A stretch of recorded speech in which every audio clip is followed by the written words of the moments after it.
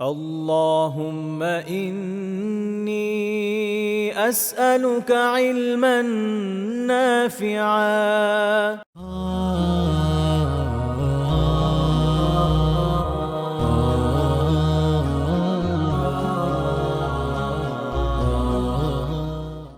ঠিক আছে, আমরা শুরু করে দিই ইনশাআল্লাহ তাআলা।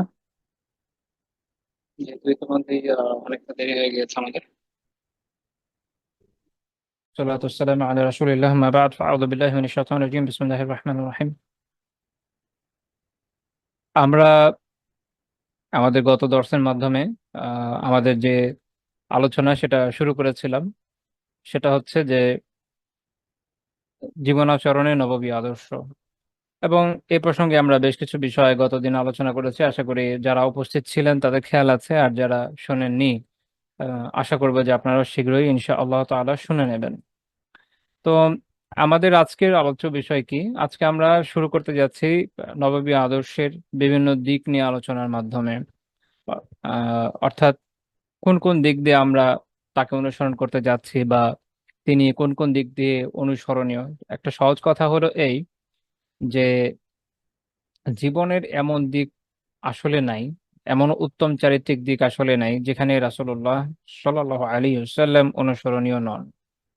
এমন কোনো দিক আসলে নেই, এমন কোন উত্তম দিক, উত্তম আদর্শিক দিক আসলে নেই। উত্তম আখলাক যেটা, তার যতগুলো দিক হয় সবগুলোতেই তিনি আমাদের জন্য অনুসরণীয় এবং অনুকরণীয় আদর্শ। তো আমরা আজকে কয়েকটা পয়েন্ট নিয়ে ইনশা আল্লাহ তাআলা আলোচনা করব। আল্লাহ তাআলা তৌফিক দিলে গ্র্যাজুয়ালি আমরা অন্যান্য বিষয় নিয়ে আলোচনা করব। প্রথম আমরা যে দিকটা নিয়ে আলোচনা করতে যাচ্ছি সেটা হচ্ছে উত্তম মানবীয় চরিত্রে তিনি অনুসরণীয়, অর্থাৎ মানবীয় যে উত্তম চারিত্রিক গুণগুলো রয়েছে সামগ্রিকভাবে তাতে তিনি অনুসরণীয়, যেটা গতদিন আমি কিছুটা আলোচনা করেছিলাম। সূরা আল কালামে 4 নম্বর আয়াতে আল্লাহ তাআলা বলেছেন, ওয়া ইন্নাকা লাআলা খুলুকিন আযীম, যে নিশ্চয়ই আপনি অত্যন্ত উত্তম চারিত্রিক গুণাবলীর উপর প্রতিষ্ঠিত। তো এখানে আল্লাহ তাআলা নিজে রাসূলুল্লাহ সাল্লাল্লাহু আলাইহি ওয়াসাল্লামকে সার্টিফিকেশন দিয়েছেন, তাকে সার্টিফাই করেছেন যে নিশ্চয়ই আপনি অত্যন্ত উত্তম চারিত্রিক গুণাবলীতে বিভূষিত। এর চেয়ে বড় সার্টিফিকেশন আসলে হয় না। এটা ওই সার্টিফিকেশন যেটা সামনে থাকলে একজন মানুষের আর কোনো কিছুই লাগে না। আর কার সার্টিফিকেট আপনার দরকার যে আপনি অনেক ভালো, বা আপনি যাই বলি বলি না কেন, মানব যিনি মানুষকে সৃষ্টি করেছেন সে সর্বোচ্চ অথরিটি যখন জানিয়ে দেয় যে আপনি অবশ্যই সর্বোত্তম আদর্শে অধিষ্ঠিত, তো স্বাভাবিকভাবেই সেটা সবচেয়ে বড় সার্টিফিকেশন, এবং এই সার্টিফিকেশন আল্লাহ তাআলা তার রাসূল সাল্লাল্লাহু আলাইহি ওয়াসাল্লামকে দিয়েছেন। এটা তার জন্য সবচেয়ে বড় সার্টিফিকেশন। তো এরপর আসলে আমাদের আর কিছু লাগেও না। এখন আমরা তারপরে যদি দেখি বাস্তব দুনিয়াতে তার সাথে যারা ছিলেন সেসব সাহাবীরা, তারা তার চারিত্রিক সার্টিফিকেশন কিভাবে দিচ্ছেন। আয়েশা রাদিয়াল্লাহু তাআলা আনহাকে জিজ্ঞেস করা হয়েছিল আল্লাহ রাসূল সাল্লাল্লাহু আলাইহি সাল্লামের যে খলক, তার যে চারিত্রিক গুণাবলী সেগুলো নিয়ে। দেখেন, একজন স্ত্রী তার স্বামীকে সবচেয়ে ভালো জানে, কারণ বাইরে থেকে দেখেন অনেকেই আমার সাথে বা আপনার সাথে মিশবে। আমরা আমরা প্রত্যেকেই বাইরে মানুষের সাথে মিশি, কিন্তু সেটা একটা লিমিটেড টাইমের জন্য, স্বল্প সময়ের জন্য। মানুষের জীবনে সবচেয়ে গুরুত্বপূর্ণ, সবচেয়ে দুর্বল মুহূর্তগুলো মানুষ তার পরিবারের সাথেই কাটায়। আর যে পরিবার যখন আসলে আন্তরিকভাবে এই সার্টিফিকেশন দেয় যে তিনি অত্যন্ত ভালো মানুষ, বা তিনি এরকম এরকম, সেটা কিন্তু খুবই গুরুত্বপূর্ণ। পরিবার কখনো কখনো আমরা দেখি যে মুখোশও পড়ে, এটা আলাদা বিষয়। আমাদের বর্তমান সমাজ ব্যবস্থা এমন নষ্ট হয়ে গেছে যে পরিবার অনেক সময় পরিবারের যে কর্তা বা যে কাউকে হোক বাইরে ভালো রিপ্রেজেন্ট করার চেষ্টা করে, কিন্তু সেটা কিন্তু আসলে টিকে না আফটার সার্টেন টাইম। বা যে কোনো ক্রুশাল ইস্যু আর ইভেন্ট যখন চলে আসে, আপনি দেখবেন যে এগুলোর উপর তারা প্রতিষ্ঠিত থাকতে পারে না, কারণ এটা মিথ্যা। মিথ্যাকে মানুষ খুব বেশি দিন ধরে রাখতে পারে না। একটা মিথ্যা বারবার বলা যায় সত্য, কিন্তু এটার আনুষঙ্গিক খুঁটিনাটি দিক তো আর বারবার বানিয়ে বলা যায় না। মানুষের মেধা এটা মনে রাখতে পারে না, মানুষের জায়গায় ধরা খেয়ে যায়। এই জন্য যখন আপনি প্রপার স্ক্রুটিনিতে যাবেন ধরা পড়ে যাবে। তো এই জন্য বলা হয় যে ঘরের মানুষই ঘরের খবর সবচেয়ে ভালো জানে। তা আয়েশা রাদিয়াল্লাহু তাআলা আনহাকে যখন জিজ্ঞেস করা হলো তিনি কি বললেন, তিনি বলেন কানা খুলুকুহুল কোরআন। তার চরিত্র কি, তার চারিত্রিক বৈশিষ্ট্য হচ্ছে তাই যা কোরআন, অর্থাৎ কোরআনে যে সকল চারিত্রিক সুন্দর গুণাবলী আছে, কোরআন যা বলেছে তিনি সেভাবেই আমল করেছেন। কোরআনে আল্লাহ যা জানিয়েছেন তিনি ওই বিষয়কেই পছন্দ করেছেন। আল্লাহ জানিয়েছেন এটা এটা পছন্দনীয়, এটা এটা হালাল, উনি তো সেটাকে গ্রহণ করেছেন। আল্লাহ জানিয়েছেন এটা এটা উত্তম চারিত্রিক গুণাবলী, তিনি সেটাকে গ্রহণ করেছেন, অ্যাপ্লাই করে মানুষের সামনে দেখিয়েছেন, দেখো এইভাবে এই গুণাবলীকে গ্রহণ করে আমল করতে হয়। আবার তিনি সেইটাই তলব করেছেন, সেটা ছেড়ে দিয়েছেন যেটা আল্লাহ তাআলা অপছন্দ করেছেন।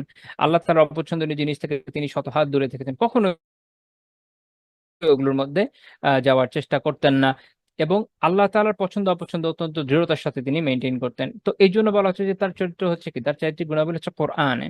এই হাদিসটা ইমাম আহ আহমদ বিন হাম্বল রহমতুল্লাহ আলাইহি তার মুসনাদে উল্লেখ করেছেন, মুসনাদ আহমদের 25,813 নম্বর হাদিস, এবং ইমাম আবু ইয়ালা উল্লেখ করেছেন, ইমাম তাহাবিও উল্লেখ করেছেন, এবং আল্লামা শুআইব আনাউত রহমতুল্লাহ আলাইহি সনদকে সহিহ বলেছেন। তো এখান থেকে আমরা দেখলাম যে যদি আপনি এক কথায় বলতে চান যে আল্লাহ রাসূলের চারিত্রিক গুণাবলী আসলে কেমন, কোরআনে যা আছে তার একটা ম্যানিফেস্টেশন বা তার একটা বহিঃপ্রকাশ, প্রকাশনা, একদম বাহ্যিক প্রকাশ। যদি আপনি দেখতে চান, আপনি বলেন যে আমি কোরআন পেয়েছি, কোরআনের এই পাতাতে একদম শুরু থেকে শেষ পর্যন্ত পড়বো, আপনি এর বাস্তব প্রয়োগ কোথায় পাচ্ছেন, যেখান থেকে দেখে বুঝবেন যে আসলে এই গুণাবলীগুলো এভাবে এভাবে অ্যাপ্লাই করতে হয়, এই রকম দেখার মতো একজনই মানুষের দুনিয়াতে আপনি পাচ্ছেন, একদম 100% তিনি রাসূলুল্লাহ সাল্লাল্লাহু আলাইহি ওয়াসাল্লাম। আপনি এখন হাটে বাজারে ঘাটে যে কোনো জায়গায় অনেক মানুষ পাবেন যাদের কাছে মাশা আল্লাহ কোরআনের মুসাহাফের অভাব নেই, কারণ এখন আলহামদুলিল্লাহ প্রকাশনা সহজ হয়েছে, অনেক অনেক কিতাবাদি অনেক মুসহাফ আমাদের কাছে আসছে। যেটা নাই সেটা হচ্ছে অ্যাপ্লাই, যেটা নাই সেটা হচ্ছে কোরআনী বৈশিষ্ট্যকে ধারণ ধারণ করা। এই জন্য আমরা দেখি এমন মানুষ কোরআন গবেষক হয়ে বসে আছে যার ভেতরে কোরআনী বৈশিষ্ট্য নাই। কোরআনী বৈশিষ্ট্য নাই আমরা বুঝবো কিভাবে? এইভাবে যে আল্লাহ রাসূল এইটা এইভাবে করেন নাই, বা আল্লাহ রাসূলের বৈশিষ্ট্য এটা নয়, তার বৈশিষ্ট্যটা এর বিপরীত, এটা যখন কেউ করছে তখন বুঝাই যাচ্ছে সে কোরআনের বিপরীত চলে গেছে, কারণ কোরআনকে অ্যাপ্লাই করে দেখেছেন আল্লাহ রাসূল সাল্লাল্লাহু আলাইহি ওয়াসাল্লাম। তো এটা হচ্ছে তার চারিত্রিক বৈশিষ্ট্য। এবং এটা যদি আমরা বলি যে এটা কিরকম কিরকম, এটার অনেক উদাহরণ আপনি বিভিন্ন জায়গা থেকে পাবেন। যেমন আল্লাহ তাআলা অশ্লীলতাকে নিষেধ করেছেন, এখন আল্লাহ রাসূলকে দেখেন সাল্লাল্লাহু আলাইহি ওয়াসাল্লাম, তিনি কেমন ছিলেন? না অশ্লীল ছিলেন, না অশ্লীল কথা বলতেন, আর না কি বলে আহ তার মধ্যে ওই ধরনের কোনো বৈশিষ্ট্যও ছিল, এরকম কিছুই তার মধ্যে ছিল না। সহিহ মুসলিমের 2321 নম্বর হাদিস, আহ যেখানে আলী বিন আব্দুল্লাহ বিন আমর তিনি রাদিয়াল্লাহু তাআলা আনহু, তিনি যখন মুআবিয়া রাদিয়াল্লাহু তাআলার কাছে কুফায় গেলেন, তো তখন আল্লাহ রাসূলের কথা উঠলো সাল্লাল্লাহু আলাইহি ওয়াসাল্লাম।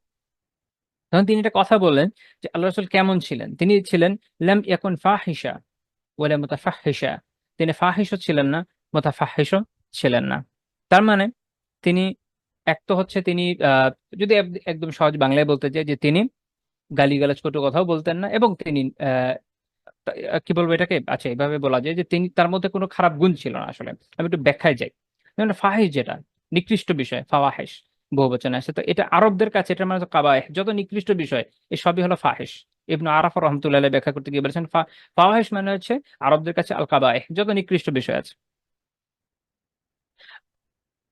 আর হচ্ছে আহ যে অশ্লীল কথা বলে বা যার ভিতরে অশ্লীল গুণ থাকে সে হচ্ছে মুতাফাহিশ, যেটা ইমাম হারাবী রাহিমাহুল্লাহ ব্যাখ্যা করেছেন। তো মূল কথা হচ্ছে দেখেন, মানুষ অশ্লীল কথা বলে, খারাপ কথা বলে, বিভিন্ন ধরনের বিষয় আছে। আরেকটা হচ্ছে তার গুণের মধ্যে, তার বৈশিষ্ট্যের মধ্যে থাকে যে সে, এক তো দেখবেন যে অনেকে অশ্লীল কথা বলে বাট সে অশ্লীল কর্মে লিপ্ত নয়, মানে সে অশ্লীল কর্ম বলতে আপনারা বুঝেন কি বুঝাতে যাচ্ছি, কিন্তু নিজে ওটাতে যাওয়ার সুযোগ পাচ্ছে না। এখন আপনি বলতে পারেন যে হতে পারে যে সুযোগ অভাবে এটা পারে নাই, যে কোনো কিছুই হোক, বাট দুইটা বিষয়, বলা, বলে বলে সুখ নেয়া, আরেকটা হচ্ছে বাস্তবে অ্যাপ্লাই করা, এই দুইটা গুণ তা ফাহিশ এবং মুতাফাহিশ আল্লাহ রাসূল দুইটা থেকেই দূরে ছিলেন সাল্লাল্লাহু আলাইহি ওয়াসাল্লাম। এবং তিনি কি বলেছেন? তিনি বলেছেন ইন্না মিন খিয়ারিকুম আহাসিনাকুম, ইন্না মিন খিয়ারিকুম আহাসিনাকুম আখলাকা, তোমাদের মধ্যে সবচেয়ে উত্তম কে? তোমাদের মধ্যে সবচেয়ে উত্তম হচ্ছে যে আখলাকের দিক থেকে, চরিত্রের দিক থেকে সবচেয়ে উত্তম। চরিত্র যার যত ভালো সে সবচেয়ে ভালো। এখন একজন লোক আহ, যতই নামাজ পড়ুক, নামাজ পড়তে পড়তে কপালে দাগ বসিয়ে দেখ, বিশাল দাড়ি রাখুক, এত বড় জুব্বা পড়ুক, এখন সে দেখা গেল পরকীয়ায় লিপ্ত, কোনো ভালো কথা না। অবশ্যই তার নামাজ আলাদা জায়গায় ঠিক আছে, অবশ্যই তার অন্যান্য আমল ওটা আলাদা বিষয়, কিন্তু সে কিন্তু খায়ের বা কল্যাণকর লোকের মধ্যে হতে পারলো না, উত্তম লোকের মধ্যে অন্তর্ভুক্ত হতে পারলো না, সে একটা বড় গুনার মধ্যে লিপ্ত হয়ে গেল। তাই না? এক এক দেখা যায় এখন আমরা বাইরে হর হামেশা দেখি, এবং এটা খুব প্যাথেটিক বিষয়, খারাপ লাগে বাট বলতে হচ্ছে। অনেক সময় দেখা যায় যে অনেক মেয়ে আছে হয়তো পুরো বোরকা পরে আছে, মাশাআল্লাহ হাত পা ঢেকে আছে, কিন্তু আপনি দেখবেন যে হয়তো বয়ফ্রেন্ড নিয়ে ঘুরছে বা যাদের সাথে ঘুরছে, বোঝাই যাচ্ছে বিষয়টা ভালো নয়। তো আখলাকের সমস্যা যেটা আমরা পাচ্ছি, আখলাকের সমস্যা ক্রুশাল পয়েন্ট, এটা মাথায় রাখা জরুরি যে আখলাক এত গুরুত্বপূর্ণ যে আল্লাহ রাসূল আমাদের জানাচ্ছেন যে ইন্না মিন খিয়ারিকুম আহসানিকুম আখলাকা, যে সব যত সুন্দর যার আখলাক তোমাদের মধ্যে সেই তত, তোমাদের মধ্যে সেই তত কল্যাণকর, শত ভালো। এটা সহিহ মুসলিমের হাদিস। তো তাহলে এই গুণটাও দরকার, এই গুণটা আমরা আল্লাহ রাসূলের জীবনে পাচ্ছি। তিনি অ্যাপ্লাই করে দেখেছেন যে তিনি কত চমৎকার চারিত্রিক বৈশিষ্ট্যের অধিকারী ছিলেন।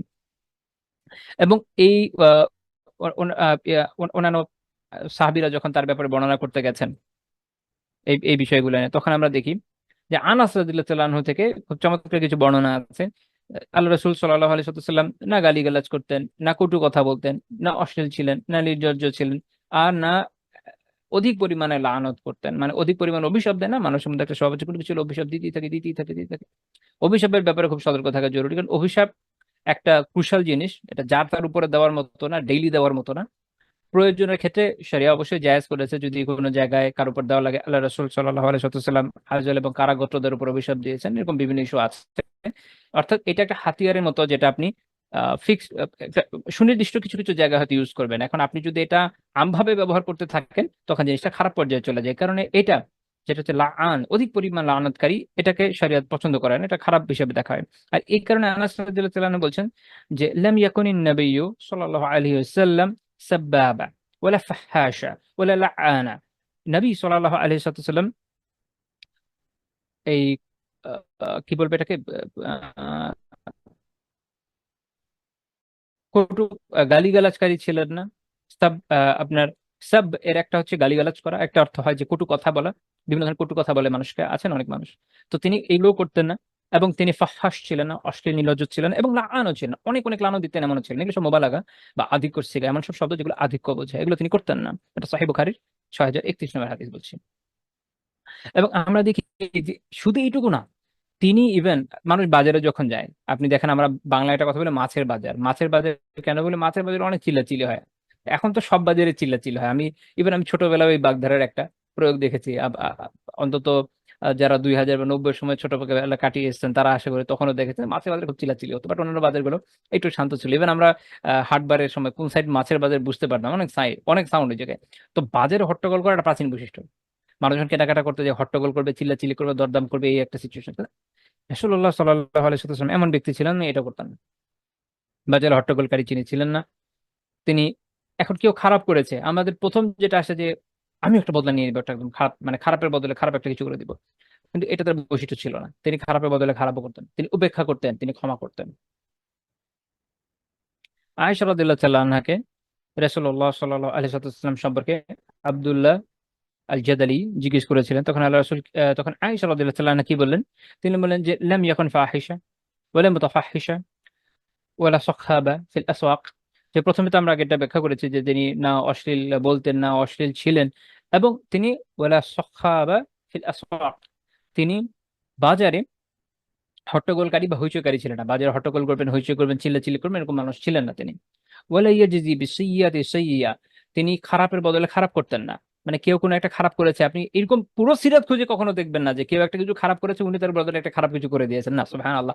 আপনি দুনিয়াতে বড় বড় লিডারদের জীবন দেখেন না, আমি নাম বলবো না, আপনি একদম প্রাচীন যুগ থেকে নিয়ে এখন পর্যন্ত আমাদের দেশ থেকে নিয়ে বাইরে যে কোনো জায়গায় বড় বড় লিডারদের দেখেন, যখনই কেউ ক্ষমতাবান হয়েছে, তখনই তাদের মধ্যে এই বৈশিষ্ট্যটা কমন, যে তারা যার সাথে কখনো কোনো সমস্যা হচ্ছে, যে বা যে তার বিপরীত, বা যে কখনো তাকে কোনো ঝামেলা করেছে, আপনি দেখবেন যে তাকে কি করবে,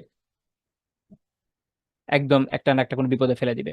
সে তার রাজনৈতিক প্রভাবকে ব্যবহার করবে, সে তার অর্থনৈতিক প্রভাবকে ব্যবহার করবে, বা অন্যান্য যে কোনো ক্ষমতা তার থাকুক, এটাকে ব্যবহার করে মানুষকে ক্ষতিগ্রস্ত করবে। কিন্তু আল্লাহ রাসূল এমন ছিলেন না। তিনি খারাপের বদলে খারাপ করতেন না, বরং ভালো করতেন। ওয়ালাইকুম ইয়াফু ওয়া ইয়াসফাহ, বরং তিনি উপেক্ষা করতেন, ক্ষমা করে দিতেন। এটা তো আপনি একদম সব জায়গায় দেখবেন। একমাত্র আল্লাহ তাআলা যে সকল বিধান দিয়েছেন যে এই জায়গায় ক্ষমার জায়গা নেই, যেমন হদ, শরীয়তের যে শাস্তি বিধান, কারণ এটা আইন তো আইনের গতিতে চলবে, এটা ব্যক্তিগত বিষয় না। কারণ ব্যক্তিগত বিষয়ে কেউ আহ চাইলে মাফ করতে পারে, এটা তার ইখতিয়ার, কিন্তু যেটা আল্লাহ তাআলার ইস্যু, সেখানে কেউ তো মাফ করার ক্ষমতা রাখে না। তো ওই জায়গাগুলো ছাড়া, কিন্তু যেখানে তার ব্যক্তিগত বিষয় ছিল, প্রত্যেকটা জায়গাতে আপনি দেখবেন যে তিনি অনায়াসে অকপটে মানুষকে ক্ষমা করে দিচ্ছেন। মাফ চাচ্ছে, আসছে, ছেড়ে দিচ্ছেন, মাফ চাচ্ছে, ছেড়ে দিচ্ছেন। সুবহানাল্লাহ আযীম। আপনি এরকম ক্যারেক্টার খুঁজে পাবেন না পুরো মানব ইতিহাসে। এই জন্যই তো তিনি যে বলছে যে না, আল্লাহ তাআলা কোরআনে ক্ষমা করতে বলেছেন, তিনি ক্ষমা করছেন। এই যে আমরা দেখছি যে তার চারিত্রিক বৈশিষ্ট্য কেমন ছিল, কেন তিনি চারিত্রিক বৈশিষ্ট্যে এত বেশি অনুসরণীয়। যে হাদিসটা মাত্র উল্লেখ করা, এটা ইমাম তিরমিজি রাহিমাহুল্লাহ তার সুনানে উল্লেখ করেছেন, 2016 নম্বর হাদিস, এবং উনি হাসান সাহিহ বলেছেন। আর এই জন্য আমরা সাফিয়্যা রাদিয়াল্লাহু তাআলা আনহাকে দেখি, তিনি কি বলছেন, আমরা আল্লাহ রাসূলের একাধিক স্ত্রীদের থেকে, একাধিক সাহাবীদের থেকে তার এই চারিত্রিক গুণাবলীর সার্টিফিকেশন পাই। তিনি বলছেন, সাফিয়া রাদিয়াল্লাহু তাআলা, সাফিয়া বিনত হুয়াই রাদিয়াল্লাহু তাআলা আনহা, তিনি বলছেন যে মা রাআইতু আহাদা, আমি এমন কাউকে দেখি নাই আহসানা খুলুকা, যে এত এত উত্তম চরিত্রের অধিকারী মির রাসূলিল্লাহি সাল্লাল্লাহু আলাইহি ওয়াসাল্লাম, আল্লাহর রাসূল থেকে উত্তম চরিত্রের অধিকারী কাউকে আমি দেখিনি, নেবা কখনো দেখিনি। ইমাম তাবরানী রাহমাতুল্লাহি আলাইহি আল মুআজাম আল আওসাত উল্লেখ করেছেন 6580 নম্বর হাদিস। ইমাম ইবনে হাজার রাহমাতুল্লাহি আলাইহি ফাতহুল বারীর ফাতহুল বারীতে এটাকে সহিহ হাসান বলেছেন সনদকে। আমরা দেখলাম যে আল্লাহ রাসূলের বৈশিষ্ট্য এমন যে সবাই সার্টিফিকেশন দিচ্ছে, আমি এমন মানুষ দেখি নাই। এরকম চারিত্রিক গুণাবলী আমি গত ভিডিওতে বলেছিলাম যে আপনি কোন আপনার তাকে সাপোর্ট করার দরকার নাই, আপনি হয়তো ইসলাম পালন করছেন না, ঠিক আছে, বাদ দেন, সেটা আলাদা কথা, বাট আপনি তার জীবনই পড়ে দেখেন না, আপনি এমন মানুষ কোথায় পাচ্ছেন? আর তো কাউকে দেখাইতে পারবেন না এরকম লিডার, যদি নবী রাসূল হিসেবে কেউ নাও মানে, তার জন্য হলো এই কথা। আনাস রাদিয়াল্লাহু তাআলা আনহু, তিনি সুদীর্ঘ সময় একদম অল্প বয়সে আল্লাহ রাসূল সাল্লাল্লাহু আলাইহি ওয়াসাল্লামের খাদেম হয়েছিলেন, তাকে খিদমতের জন্য, সেবার জন্য রাখা হচ্ছে। এখন দেখেন, মানুষ যখন খিদমতের জন্য থাকে, কেউ কারো সেবার মধ্যে থাকে, আপনি খেয়াল করে দেখেন যে তখন আমরা কিভাবে কাজ করি, বা বড় বড় লিডারদের ক্ষেত্রে কি কি হয়, বড় বড় বিলিয়নিয়াররা তাদের আন্ডারে যারা থাকে, যারা সেবক হয়, তাদের ক্ষেত্রে কি হয়। আমি কিছুদিন আগে, মেবি 2-4 দিন আগে হবে, আপনারা হয়তো দেখে থাকবেন যে ইন্ডিয়ান অরিজিনের এক বিলিয়নিয়ার আছে সুইজারল্যান্ডে, হিন্দু যে ফ্যামিলি, তারা তাদের এই ঘরের যারা সেবক ছিল, যাদের ইন্ডিয়া থেকে নিয়ে গেছে কাজের জন্য, তাদেরকে এত বিলো এভারেজ স্যালারি দিয়েছে যে যেখানে ওখানে 1 ঘন্টায় মেবি কতশো, বা আমার খেয়াল নাই, মানে 1500 বা এরকম মনে হয় রুপির হিসাবে পার আওয়ার স্যালারি হওয়া উচিত, সেখানে মাসে দিয়েছে 700, সেটাও 2 মাস 3 মাস দেয় নাই। তো যতই টাকা হোক, যাই হোক না কেন, মানুষের মধ্যে কিন্তু এই ধরনের সমস্যা থাকে, যে দেখবেন, এবং যত উন্নত দেশে হোক, ওখানে এরকম ইন্টারেস্টিং বিষয় যে ফ্যামিলির সব নাগরিকের দেশের, বা ইন্ডিয়া নয়, বেসিক্যালি ব্রিটেন বা সুইজারল্যান্ডের নাগরিক। আবার ওখানে বিশেষ করে সুইজারল্যান্ডে তাদের 2 জন নাগরিক ছিল, সিটিজেন আছে, আমার যদি খুব খেয়াল আছে, যে যেটুকু পড়েছিলাম। ওই তখন এত গুরুত্ব দিয়ে পড়িনি, এখন মনে হলো যেটা একটা ইন্টারেস্টিং বিষয়, যে দেখেন পশ্চিমে বড় হচ্ছে, সো হোয়াট, বা পশ্চিমে কি সব ভালো? পশ্চিমের যে যারা একদম খুব বড় বড় বিলিয়নিয়ার, তাদের কি এই ধরনের সমস্যা না? আপনি খুঁজলে দেখবেন যে পাওয়া যাচ্ছে। হ্যাঁ, অনেক টাকা আছে তো কি, যারা অধস্তন থাকে তাদের সাথে কেমন আচরণ করে, এটা এটা দেখার জন্য পশ্চিমা যাওয়া দোকানে আমাদের দেশে তো অহরহ আছে। আমি স্পেসিফিকলি এই উদাহরণটা টানলাম এই জন্য, যে খেয়াল করে দেখেন যে ওখানেও অবস্থা সুবিধা না, সব জায়গাতে এই সমস্যা, যে কেউ যখন সেবক হয়, অধস্তন হয়, আপনার বাসায় আপনার সেবার জন্য একটা বাচ্চা আছে, 9-10 বছর বয়স, 11 বছর বয়স, স্বাভাবিকভাবে আমাদের দেশে যেটা হয়, বিভিন্ন ধরনের অত্যাচার তাদের উপরে যায়, আমরা জানি। কিছুদিন আগে এক পত্রিকার এক সাংবাদিকের একটা ইস্যু খুব ভাইরাল হলো। তো that is the point. Anas রাদিয়াল্লাহু তাআলা, যিনি একদম অল্প বয়সে আল্লাহ রাসূলের খিদমতে এসেছিলেন, তিনি কি বলছেন? উনি বলছেন যে ওয়াল্লাহি লাকাদ খেদামতুহু 9 সিনিন, বলছে আল্লাহর কসম, আমি তার 9 বছর তার আমি সেবা করেছি, খেদমত করেছি। মা আলিমতুহু ক্বালা লি শাইইন সানা'তুহু লিমা ফাআলতা কাযা ওয়া কাযা, আমাকে যখন কিছু বলেছে আমি করলাম, করার পরে তিনি কখনো বলেন নাই তুমি এমন এমন কেন করলে। আমরা কি করি, হ্যাঁ এইটা কেন করলে, এভাবে কেন করলে? সুবহানাল্লাহ, আপনি খাদেম বাদ দেন, খাদেম বাদ দেন, বাসার বাচ্চাটার কথা চিন্তা করেন, আমাদের আমাদের আমাদের পরিবেশ পরিস্থিতি, আমরা সুন্নাহ থেকে কত দূরে। আমার সন্তান, আপনার সন্তান, আমরা কি করছি তাদের সাথে, দ্যাট ইজ দ্য পয়েন্ট। আপনি খেয়াল করলে দেখেন যে বাচ্চার একটু এদিকে ওদিকে, হ্যাঁ এটা কেন করলে, এভাবে করলে কেন করলে, চিৎকার চেঁচামেচি করে মাথা গরম করে ফেলে, বাসা কি বলে এটাকে যেন, আহ, শব্দটা মাথায় আসছে না, একটা ভালো একটা কথা মাথায় ছিল। তো সহজ কথা হচ্ছে যে অবস্থা খুব খারাপ হয়ে যায়, তারা মানুষ এভাবে, বাচ্চাদের সাথে এভাবে তারা ট্রিট করে, আমরা সবাই সবাই। এবং তিনি বলছেন আউলি শাইইন তারাকতুহু হাল্লা ফাআলতা কাযা ওয়া কাযা, বা আমি কোনো কিছু করলাম না, সেটার জন্য তিনি আমাকে বলতেন এটা তুমি কেন করোনি, এটা এটা কেন করোনি, এরকম তিনি বলতেন না। মানে আমরা যেটা করি, কেউ করলে ভুল ধরি হাজারটা, একদম তো আমার মন মতো ভাবি তোমাকে হতে হবে ছোটবেলা থেকে। আবার কোনো কিছু না করলে কেন তুমি করলে না। তা আপনি দেখেন যে নিজের সন্তান বাদ দেন, তিনি একজন খাদিমকে কিভাবে বড় করছেন, তিনি একজন খাদিমকে কিভাবে বড় করছেন।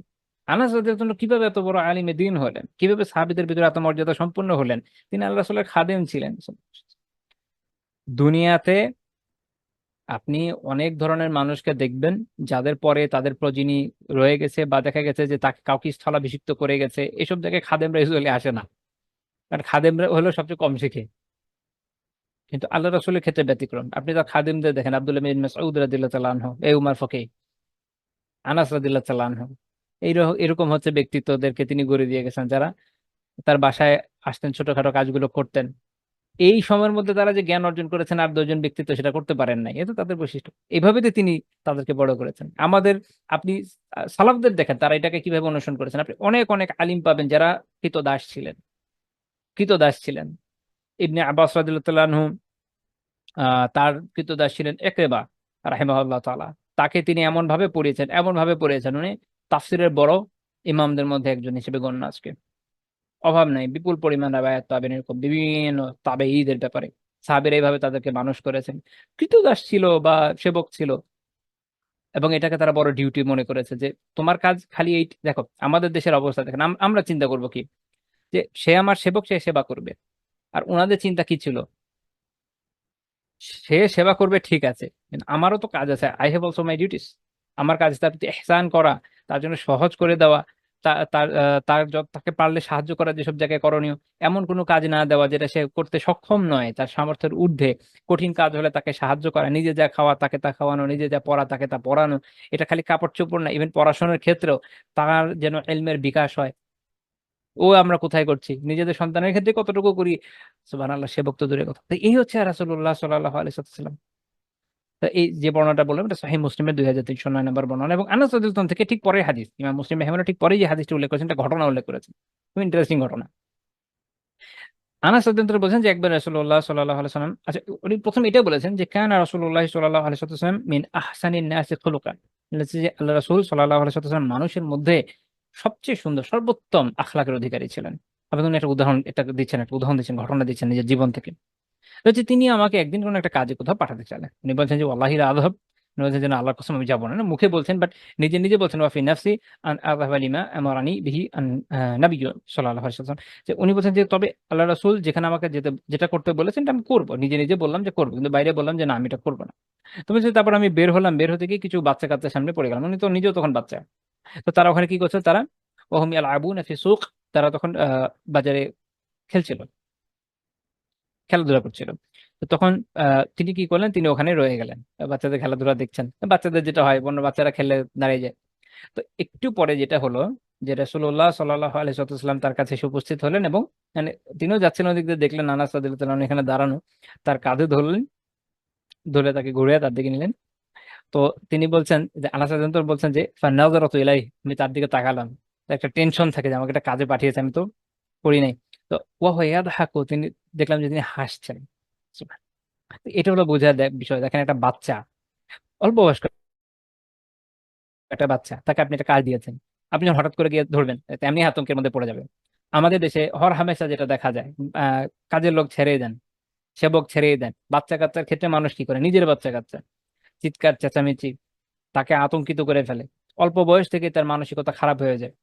এই তুমি কেন এখানে দাঁড়িয়ে আছো, তোমাকে এই কাজে পাঠিয়েছিলাম, তুমি কি করেছো, ডিসুম ডিসুম ডিসুম, মাই টাইর, রাস্তাঘাটে মানুষের সামনে মায়ের কত কিছু হয়ে গেছে। তখন আল্লাহ রাসূল বলেন ইয়া উনাইস, হ্যাঁ, আনাসকে আর আরবিতে এটাকে তাসগীর বলে, ছোট মানে একটু কি বলে এটাকে, আম, আদর করে, একটু শব্দ মনে করে এভাবে, যে আদর করে একটু এটার যে প্যাটার্নটা একটু চেঞ্জ করে দিয়ে উনি বলছেন যে আযহাবতা হাইসু আমারতুক, আমি তোমাকে যে কাজে পাঠিয়েছিলাম, যেখানে পাঠিয়েছিলাম তুমি গিয়েছিলে। আনাস রাদিয়াল্লাহু আনহু তখন বলেন, দেখেন যখন ডাকছেন, একে তো হাসি মুখ, এতটুকু ক্রোধ নাই, এরপরে আবার তার অভিব্যক্তিটা দেখেন, এরপর তিনি বলছেন কিভাবে, এত সুন্দর করে বলছেন যে আনাস রাদিয়াল্লাহু আনহু ঠান্ডা হয়ে গেছে, না ভয় যেটা ছিল চলে গেছে। তখন তিনি বলছেন যে যেখানে পাঠিয়েছিলাম গিয়েছিলে। তো আনাস রাদিয়াল্লাহু তাআলা আনহু বলছেন যে নাম, হ্যাঁ, আনা আযহাবু ইয়া রাসূলুল্লাহ, হে আল্লাহর রাসূল, আমি যাব। তো এটা এই যে একটা ঘটনা, ওনার সারা জীবনের পাথেয়, কিন্তু এটা এটা ওনার সারা জীবনের পাথেয়। যারা অনেক বড় বড় কথা বলে, এইসব লোকদের যারা সেবক আছে, তাদের জীবনে এমন বড় বড় ঘটনা ঘটা আছে যে বলতে পারবে যে উনি আমার প্রতি এই বিশাল বিশাল ইহসান করেছেন। বোঝার বিষয় আছে। তো যাই হোক, আমরা এটা যেটা বলছিলাম যে আহ, উত্তম মানবীয় চরিত্র, উত্তম মানবীয় চরিত্রের তিনি অনুসরণ, এবং উত্তম মানবীয় চরিত্রের কিছু উদাহরণ আমরা দেখলাম। 2 নাম্বার পয়েন্ট হচ্ছে ক্ষমা ও সহনশীলতা। ক্ষমা ও সহনশীলতায় তিনি অনুসরণীয়। আল্লাহ তাআলা সূরা আলে ইমরানের 159 নম্বর আয়াতে বলছেন ফাবিমা রাহমাতিম মিনাল্লাহি লিনতা লাহুম, আল্লাহ আল্লাহ তাআলার রহমতের কারণে আপনি তাদের প্রতি নমনীয় হয়েছেন, সাহাবীদের প্রতি। এটা সাহাবীদের যে উত্তম অবস্থান, এটা মুফাসসিররা কোরআনের ব্যাখ্যাকাররা এই জায়গা থেকে প্রতিপাদন করছে যে তাদের গুরুত্ব এত বেশি। দেখেন আল্লাহ তাআলা আল্লাহ রাসূলকে তাদের প্রতি নমনীয় করেছেন, আল্লাহ তাআলাই তাকে বানিয়েছেন এভাবে। আল্লাহ তাআলা বলছেন ওয়ালাউ কুনতা ফাজ্জান গালিযাল কলব লানফাজ্জু মিন হাওলিক, যদি আপনি ফাজ হতেন এবং গালিজুল কলব হতেন তাহলে তারা আপনার থেকে দূরে পালিয়ে যেত। ফাজ মানে হচ্ছে রূঢ় হওয়া, কঠোর হওয়া, শুষ্ক, অভদ্র, তাই না? মানুষ যে যত বড় নেতা, সে তত বড় রূঢ়, সে তত কঠোর, সে তত শুষ্ক, সে তত অভদ্র। এই হচ্ছে আমাদের এই অঞ্চলের মানুষের মধ্যে একটা পারসেপশন, নেতা মানে এমনই হবে। আর গালিজুল কলব, গালিজ মানে হচ্ছে মোটা, শক্ত, কঠোর, নির্দয়, রূঢ়। তাহলে আত্মিকভাবে নির্দয়, রূঢ়। চেঙ্গিস খান, তৈমুর লং, আত্মিকভাবে নির্দয়, রূঢ়। শার্লামেন, গোজন, যাকে যাকে আপনি নাম নেবেন, বড় বড় যত বড় বড় দিগ্বিজয়ী লিডার্স আছে, ইভেন উইনস্টন চার্চিল, এদের প্রত্যেকের জীবনের খাতা উল্টালে অনেক কিছু পাবেন।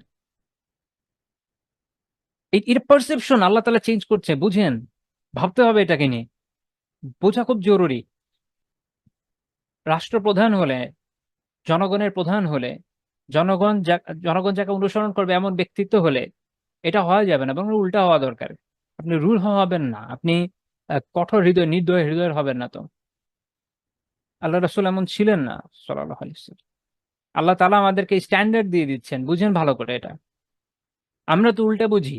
ইভেন যারা ইসলামী রাজনীতি করেন বা এর ধরনের বিভিন্ন বিষয়ে আজ সাথে অনেকে জড়িত বা বিপ্লব করার চিন্তা করেন, আমি এনাদের ভেতরে কথাবার্তা যখন বলেছি, আমি অনেকের ভিতরে এটা দেখেছি যে বিভিন্ন বিষয়ে আমি জিজ্ঞেস করেছি যে এই বিষয়টা হলে কি করবেন। তো সলিউশন যেগুলো বলেছে অত্যন্ত হার্শ, ৮-১০টা সাধারণ সেকুলার পলিটিক্যাল নেতাদের মতোই, বাকি এটাতে একটা ইসলামিক লেবাস দেওয়া শুধু, বা ইসলামিক একটা রং দেওয়া, একটা হালালাইজেশনের ফ্লেভার পাওয়া যায়। আল্লাহ রাসূলের এটা বৈশিষ্ট্য ছিল না। আল্লাহ তাআলা সেইটার প্রশংসা করেন নাই। উল্টা বলেছেন ওয়ালাউ কুনতা ফাজ্জান গালিযাল কলব, যদি আপনি এরকম রূঢ় হইতেন, কঠোর হৃদয়ের অধিকারী হইতেন, লানফাজ্জু মিন হাওলিক, তাহলে এরা সবাই আপনার পাশ থেকে সরে যেত। আল্লাহ বলছেন যে ফাফু আনহুম, তাদেরকে ক্ষমা করেন, ওয়াস্তাগফির লাহুম, এবং তাদের জন্য ইস্তেগফার করুন, ক্ষমা প্রার্থনা করুন, তাদের উপেক্ষা করুন, তাদের জন্য ক্ষমা প্রার্থনা করুন, তাদের দোষ ত্রুটিগুলোকে উপেক্ষা করেন, তাদের প্রতি জন্য ক্ষমা প্রার্থনা করেন। এইটা হচ্ছে লিডারশিপ লেসন ফ্রম কোরআন। একজন লিডারের কেমন হওয়া দরকার, না আমরা কি পাচ্ছি এবং আমরা কি ভাবছি, কি পাচ্ছি সেটা জানেন, আর কি ভাবছি যে হলে কি হতো সেটাও পজিটিভ না, বোঝা জরুরি। নবাবী আদর্শের বাইরে আর কারো কোনো আদর্শ আমার দরকার নেই। এটি আমার মূল আদর্শ যা আমি অনুসরণ করব। হ্যাঁ, এরপরে বাকি আদর্শ তখনই অনুসরণীয় যখন সেটা নবাবী আদর্শের বিপরীত না হয়। এখন আপনি উদাহরণ দেখেন, আল্লাহ রাসূলের জীবনের উদাহরণ দেখেন। সহিহ বুখারীর ৩১৪৯ নম্বর হাদিস, যেখানে আমরা দেখি আনাস বিন মালিক রাদিয়াল্লাহু তাআলা আনহু একটা ঘটনা বর্ণনা করেছেন। উনি বলছেন যে আমি একদিন আল্লাহ রাসূল সাল্লাল্লাহু আলাইহি ওয়াসাল্লামের সাথে যাচ্ছিলাম। কুনতু আমশি মা'আন নবিয়্যি সাল্লাল্লাহু আলাইহি ওয়াসাল্লাম, আমি আল্লাহ রাসূলের সাথে একদিন পথ চলছিলাম। ওয়া আলাইহি বুরদুন নাজরানিয়্যুন গালিজুল হাশিয়া, যে তার গায়ে তখন একটা নাজরানি, নাজরান হচ্ছে শাম, ইয়েমেন এবং সৌদির প্রাচীন আরবের জাজিরা, প্রাচীন জাজিরা, এটার মাঝে একটা এরিয়ার নাম নাজরান। বর্তমানে সৌদির নাজরান প্রদেশকে আইডেন্টিফাই করতে পারে না এই হিসাবে। যদি আমি এটা একদম এনশিওর করতে পারবো না যে প্রাচীন নাজরান এবং বর্তমান সৌদি নাজরান প্রদেশ হুবহু এক কিনা। তো ওইখান থেকে কিছু ভালো চাদর আসতো, ওই চাদর ওনার গায়ে তখন, এবং উনি বলছেন এটা হচ্ছে গালিজুল হাসিয়া। এটার যে পাড় ছিল, চাদরের সাইড যেটা থাকে, এটা বেশ পুরু ছিল, মোটা শক্ত ছিল। তখন এক আরাবি, এক বেদুইন, আরাবি মানে এখানে বেদুইন, এক বেদুইন আসছে, অর্থাৎ উপত্যকার অধিবাসী যারা যারা মরুভূমিতে চড়ে বেড়ায় এরা আসছে। এসে কি করেছে এটা দেখেন, আল্লাহ রাসূল কিন্তু যাচ্ছেন। সে এসে, আমরা কথা বলতে চাইলে আগে থামাবো, শান্তি মতো কারোর সাথে কথা বলবো, তাই তো? সে এসে ইভেন সালামো না কালামো না কিচ্ছু না, এসে ফাজাদাবাহু জাযবাতান শাদীদা, অত্যন্ত জোরে ধরে ওনাকে টান দিল এই চাদর ধরে। তো এমন ভাবে টান দিয়েছে ধরে যে আনাস রাদিয়াল্লাহু তাআলা আনহু বলছেন যে আমি রাসূলুল্লাহ সাল্লাল্লাহু আলাইহি ওয়াসাল্লামের ঘাড়ে এই চাদরের যে মোটা পাড়, তার দাগ দেখতে পেলাম। এটা জাসার, এটা যে দাগ এখানে দেখতে পেলাম, মানে এত জোরে টান দিয়েছে, লাল হয়ে গেছে। এখন দিয়ে বলছে কি, বলছে মুরলি মিম্মা লিল্লাহিল্লাযী ইনদাক, আদেশ করেন আমার জন্য যেন আল্লাহর যে সম্পদ আপনার কাছে হচ্ছে ওখান থেকে আমাকে দেওয়া হয়। তার কথা কিন্তু খুব খুব স্পেসিফিক, যে আপনার সম্পদ না, আপনার পৈতৃক সম্পদও না, আপনার কাছে আল্লাহর যে সম্পদ আছে, মানে জাকাতের সম্পদ চাচ্ছে সে, যে আমাকে দিতে বলেন। একজন সাধারণ লিডারও যদি হয়, আমাদের উপনেতা, পাতি নেতা, আরো কত ধরনের নেতা আছে না, এই যে ছবি পোস্টারে দেখবেন একদম নিচেও যেটা আছে, ওর সাথে এটা করলে কি হবে একটা এলাকায়, ভাবেন। আর কিন্তু দো জাহানের সর্দার সাল্লাল্লাহু আলাইহি ওয়াসাল্লাম, আল্লাহ রসুল কি করলেন? তাও তাফাতা এলাই, তিনি তার দিকে একদম ঘুরে দাঁড়ালেন, তাকালেন, ফাদাহিক, মানে হেসে দিলেন। সাধারণ তাবাসাম না, মুচকি হাসি না, মোটামুটি ভালো মতো হেসে দিলেন। তুম্মা আমার আলাহু বিআতা, এরপর তাকে দেওয়ার নির্দেশ দিলেন, যে দাও। এটা হলো তার চরিত্র। একজন মানুষ, কাউকে এসে, এরকম একজন প্রভাবশালী ক্ষমতাধর ব্যক্তিত্ব তাকে এসে যখন এইভাবে করে, কি হইতে পারে? আল্লাহ রাসূলকে দেখেন, যে এই যে আল্লাহ তাআলা তাকে ক্ষমার এবং সহনশীলতার নির্দেশ দিয়েছেন, এই যে বলছে কোরআন তার জীবনে খোঁজেন, সেখানে বুঝবেন যে কিভাবে করতে হয়। আপনি হাজার মানুষ দেখবেন, অনেক মানুষ দেখবেন যারা হয়তো সারাদিন কোরআন থেকে পোস্ট করছেন, বা আপনাকে বলছেন হ্যাঁ কোরআন পড়তে হবে, এই করতে হবে, এই করতে হবে, মাশাআল্লাহ খুবই ভালো, অ্যাডমিট করি, কোনো আপত্তি নাই। কিন্তু তার সাথে দুইটা চারটা কথা একটু দ্বিমত করেন, দেখেন যে কই ক্ষমা, কই সহনশীলতা, সব উড়ে যাবে। ক্ষমা সহনশীলতা এখান থেকে শিখতে হবে, আল্লাহ রাসূলের জীবন থেকে শিখতে হবে, এটাই কোরআন। এখান থেকে কোরআনের প্র্যাকটিক্যাল এক্সপিরিয়েন্স নিতে হবে, যে কিভাবে এটাকে অ্যাপ্লাই করতে হয়। তো এই ঘটনা থেকে ইমাম তাইয়্যিবী রাহিমাহুল্লাহ তাআলা মিশকাতের ব্যাখ্যা করতে গিয়ে বলছেন যে এটা দলিল দেয় যে এই যে সুউ আদাব, এই যে একটা বাজে, আপনি কি বলবেন, যে বেয়াদবি, আমরা বাংলা বেয়াদবি যে করা হলো, তারপরও তার মধ্যে না কোনো চেঞ্জ আসছে, না কোনো পরিবর্তন। আপনি দেখেন আল্লাহ রাসূল সাল্লাল্লাহু আলাইহি সাল্লাম ক্ষেপে যান নাই, রেগে যান নাই, হয় না রেগে মানুষ লাল হয়ে যায়, এরকম কিছু হয় নাই। এমন কি উনি এটাতে প্রভাবিত পর্যন্ত হন নাই। আমাদের একটা মানে সেকুলার ভিউ পয়েন্ট একটা কথা আছে না, সেইন্টলি ক্যারেক্টারিস্টিক্স, যে কেউ যে যাই বলুক না কেন, তার মধ্যে কোনো প্রভাবই নাই। আপনি ওইটাই জায়গায় খুঁজে পাচ্ছেন, এটা বাস্তব দুনিয়াতে পাবেন না তো। বাস্তব দুনিয়াতে খুঁজলে পাবেন না অন্যান্য জায়গাতে, যারা বলে তাদের সবার মধ্যে পাবেন না, এটা আল্লাহ রাসূলের মধ্যেই পাবেন সাল্লাল্লাহু আলাইহি ওয়াসাল্লাম। যে দেখেন এইভাবে টানার পরও, এরকম ব্যথা পাওয়ার পরও তার মধ্যে এর কোনো প্রভাব পড়ে নাই। এমন হয় না যে না তোমাকে দিব না, ভাই একটু ভালো করে যাচাই করে দেখো তো, যে সে কি আসলে জাকাত খাওয়ার যোগ্য কিনা, মানে কত রকমের পয়েন্ট বের হয় না, কিচ্ছু হয় নাই, প্রভাবিত হয় না এইসব বিষয় দিয়ে। তাকে তারটা দিয়ে দিয়েছে, তার হক সে পেয়ে গেছে। এমনকি এটা এত, মানে এটা যখন মোল্লা আলীকে রহমাতুল্লাহ তাআলা মিরকাতে আলোচনা করতে গেছেন, উনি বলছেন যে কুলতু ওয়াসাদাকাল্লাহু ফি কওলিহি আল আ'রাবু আশাদ্দু কুফরা ওয়া নিফাকা। উনি বলছেন যে আল্লাহ তাআলা সত্য বলেছেন, যে যারা বেদুইন, যারা আরব বেদুইন, এরা তাদের কুফর এবং নিফাকের ক্ষেত্রে অত্যন্ত অত্যন্ত অত্যন্ত মানে এরা কুফর নিফাক অত্যন্ত বেশি। ওয়া আজদারু আল্লা ইয়ালামু হুদুদ মা আনজালাল্লাহু আলা রাসূলিহি, এবং আল্লাহ তাআলা তার রাসূলের কাছে যে লিমিট, যে হুদুদ, যে সীমারেখা পেশ ইয়ে করেছেন, নাজিল করেছেন, সেটা জানার ক্ষেত্রে এরা সবচেয়ে দূরবর্তী, এটা জানে না। মোল্লা আলী কারি রাহিমাহুল্লাহ তাআলা এটা উল্লেখ করতে গিয়ে মানে উনি নিজেকে সংবরণ করতে পারেন নাই, ওনাকে বলতে হয়েছে যে দেখেন কি একটা এক্সপিরিয়েন্স, বিষয়টা কিরকম। উনি কোরআনে একটা আয়াতই কোট করে দিয়েছেন, এটা সূরা তওবার 97 নম্বর আয়াত। কিন্তু আল্লাহ রাসূলকে দেখেন, কোনো আসার নাই, উনি যার যেটা হক দিয়ে দিয়েছে। আপনি আবার বিপরীত পাবেন, যখন আল্লাহ তাআলার কোনো হক নষ্ট করা হবে, আল্লাহর দ্বীনের সাথে কোনো কিছু করা হবে, তখন দেখবেন যে উনি ক্ষুব্ধ হয়ে গেছেন, ওটা ভিন্ন বিষয়। এই হচ্ছে তার ব্যতিক্রম, মানে ব্যক্তি জীবনকে উনি একভাবে নিতেন, আর আল্লাহ তাআলার জন্য বিষয়টাকে আরেকভাবে নিতেন। আমরা দেখি যে তিনি হায়ার ক্ষেত্রে অনুসরণীয় আদর্শ। হায়া কি? আমরা বাংলায় বলি যে, এটা আমরা ৩ নম্বর পয়েন্ট বলছি, লজ্জা বললাম, বা লজ্জা ইত্যাদি ইত্যাদি। এখন হায়া, আপনি দেখবেন যে শরীয়তে হায়ার অত্যন্ত গুরুত্ব, আমি একটু পরে বলবো ইনশাআল্লাহ তাআলা। তো হায়া তো আমি শুধু বলছি যে লজ্জা। এখন লজ্জা এমন একটা বিষয়, লজ্জা এমন একটা বিষয় যে যেইটা সমাজে, সভ্যতায়, দেশ, লোকাচার অনুযায়ী পরিবর্তিত হয়। একেকজন একেক রকম বিষয়কে লজ্জা বলে। হ্যাঁ, যেমন পশ্চিমে ওরা লজ্জা যা বুঝে, আমরা কি যা বুঝি? না, মোটেও নয়, চেঞ্জ আছে। চাইনিজের সাথে নিশ্চয়ই আমাদের চিন্তাধারা চেঞ্জ আছে। ইসলাম আমাদেরকে লজ্জার একটা ডেফিনেশন দিয়েছে। ইমাম ইবনে মুফলিহ রাহিমাহুল্লাহ তাআলা আল আদাব শারঈয়াতে উল্লেখ করতে বলছেন যে হাকিকাতুল হায়া, হায়ার মূল কি, হাকিকাত প্রকৃত অর্থ কি? বলছেন যে খুলুকুন ইয়াবআসু আলা ফি'লিল হাসান ওয়া তারিকিল কাবিহ ওয়াল্লাহু আ'লাম। উনি বলছেন যে হায়ার হাকিকত হচ্ছে যে এটা এমন একটা গুণ যেটা ব্যক্তিকে উত্তম কাজ করতে প্রলুব্ধ করবে, সে উত্তম কাজ করবে এর মাধ্যমে, এবং যত নিকৃষ্ট কাবে বা নিকৃষ্ট কাজগুলো আছে, সেগুলো থেকে বর্জন করবে। অর্থাৎ খারাপ কাজ বর্জন করা এবং ভালো কাজ করা, নেক কাজ করা, এটা বেসিক্যালি হায়া।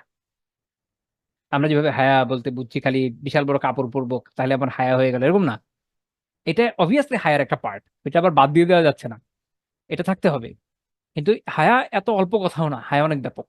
আবার হায়া মানে এই না যে আমি আমার খালি হক ছেড়ে ছাড়ছি, আমি মানে আরো যা যা হয় আমাদের সমাজে, যে আপনি মুখ ফুটে বলতে পারবেন না ভাই আমার এটা দরকার বা আমার এটা হক বা আমার এটা এই না, বলা যাবে না, ওইটা হায়া না। হ্যাঁ, ওইটাকে হায়া বলা হচ্ছে না, কারণ এটা হাসান না।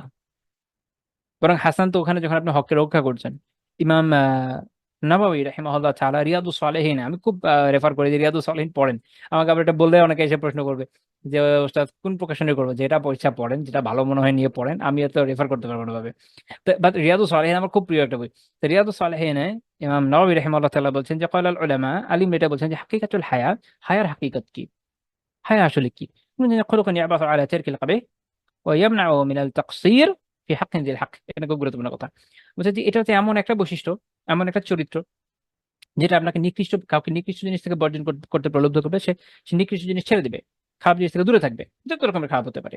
এবং কেউ কেউ এটা ভাগ করেছেন, যেমন আল্লাহ তাআলার ক্ষেত্রে হায়া, মালাইকাতের ক্ষেত্রে হায়া, মানুষের ক্ষেত্রে হায়া, নিজের নফসের ক্ষেত্রে হায়া, এরকম ভাবে ভাগ করেছেন আলিমরা। আল্লাহ তাআলার ক্ষেত্রে হায়া, আল্লাহর ভয়ে বিভিন্ন গুনার বিষয়গুলো বর্জন করা। এমনকি এক হাদিসে একদম একা জায়গায় উলঙ্গ হয়ে থাকাকেও এটার সাথে রিলেট করা হয়েছে, যে ওটা তো হলো আল্লাহ তাআলার সাথে হায়ার খেলাফ হয়ে যায়, কাজে এটা করা যাবে না। মানে হারাম হবে না, বাট এটা পছন্দনীয় কোনো কাজ না। দুই নাম্বার হচ্ছে মানে একা একা থাকলে তো করা যায়, ওরা অনেকে মনে করে, কিন্তু এটা আসলে শরিয়া পছন্দনীয় মনে করেনি। আচ্ছা, দুই নাম্বার হচ্ছে যেমন মালাইকাতা, ফেরেশতাদের সাথে হায়া। আপনার ডানে বামে দুজন ফেরেশতা আছে না, লিখছে না, তো তাদেরকেও একটু হায়া করা দরকার, যে নিকৃষ্ট কোনো কাজ করলাম না। মানুষের সামনে হায়া, মানুষের সামনে মানুষ ফিল করে যে আমি এই বিষয়টা প্রকাশ করতে পারি না, মানুষের সামনে এই কাজটা আমি করতে পারি না, করলে কেমন কেমন হবে ইত্যাদি ইত্যাদি অনেক কথা আসে না মাথায়। তো এটা আপনি দুনিয়াবী বিষয়ে ফিল করেন। অনেক আছে যে এলাকি বছর কোরবানি দিতে পারছি না, মানুষ কি মনে করবে, এই, আরে আপনার যদি সামর্থ্য না থাকে, শরীয়ত আপনাকে ছাড় দিতে, মানুষের মনে করেন কি যায় আসে? অন্যদিকে আপনার টাকা পয়সা আছে, আপনার টাকা পয়সা আছে, আপনি এমন কৃপণ দিচ্ছেন না, দ্যাটস ডিফারেন্ট ইস্যু। তো মানুষের সামনে আপনি কিছু কিছু অকাজ করবেন না, এটা ইউজুয়ালি আমরা মনে করি। তো শরিয়া একটু ব্যাপকভাবে দেখাচ্ছে, যে যেটার মধ্যে আছে যে মানুষের সামনে এমন অভ্যাস অনুসরণ করা, এমন ভাবে চলা, যাতে আপনার দিনদারিতে নিয়ে সে বেহুদা প্রশ্নের মধ্যে না পড়ে, এটা একটা হায়ার মধ্যে পড়ে। এর মধ্যে হায়ার, এরপর আছে নিজের নফসের সাথে গুনার মধ্যে নিজেকে লিপ্ত না করা। খুব ব্যাপক অনেক আলোচনা আছে, আমি জাস্ট খুব সংক্ষেপে বলার চেষ্টা করছি, বিকজ এটা আমাদের মূল আলোচনা নয়, সাইড নোট হিসেবে দেওয়া। আচ্ছা, তো উনি বলছেন যে এবং আরেকটা বিষয়টা, একটা হচ্ছে আপনাকে কলেহ বা নিকৃষ্ট কাজ থেকে দূরে রাখবে, আরেকটা হচ্ছে ওয়াইয়ামনাউ মিনাত তাকসির ফি হাক্কিল হক, হকদারের হক দেওয়া থেকে বা তাকে হক থেকে আহ, আহ, বঞ্চিত করতে করা থেকে আপনাকে বাধা দেবে। তার মানে হায়া আপনাকে বাধা দিবে যে আপনি কারো হক নষ্ট করবেন না। তাহলে যে মানুষের হক নষ্ট করছে ও নিঃসন্দেহে একটা বেহায়া, ঠিক আছে না? এটা হচ্ছে শরিয়া আমাদেরকে হায়া বলতে কি বোঝাচ্ছে। না এটা শুধুমাত্র আমি এবং আমার পোশাকের সাথে রিলেটেড না, অনেক ব্যাপক।